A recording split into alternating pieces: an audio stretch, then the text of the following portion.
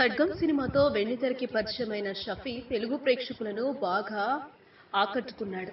వర్షం, ప్రాణం, డేంజర్ వంటి పలు చిత్రాల్లో నటించాడు. ఛత్రపతి సినిమాలో ఏకంగా ప్రభాస్ తమ్ముడి రోల్లో విలనిజం బాగా పండించాడు. ఛత్రపతి సినిమాతో తనకి మాత్రమే చెందిన అద్భుతమైన నటన చూపిస్తూ తెలుగు ప్రేక్షకులని మస్మరైజ్ చేశాడు.